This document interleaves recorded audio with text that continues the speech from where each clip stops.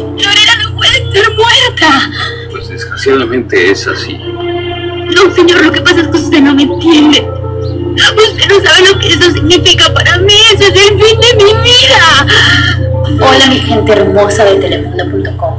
Soy su amiga Daniela Navarro. Muchos de ustedes me conocen como Olivia Cluster en Relaciones Peligrosas. En este momento me encuentro muy feliz y afortunada porque ingreso al elenco de Corazón Valiente con un personaje espectacular, maravilloso, con un corazón así de grandote, totalmente diferente a Olivia. Así que los invito a que todos los días, de lunes a viernes, me sigan para que no se pierdan este personaje extraordinario. Y aprovecho para mandarle un saludo a todos mis amigos de Facebook, de Twitter y de Telemundo.com. Y no olviden que mi Twitter personal es Dani Navarro 27. Los readoro. Yo también estoy embarazada. Vaya, pues te felicito. No, señor, no me felicite. Porque te hijo más que una bendición.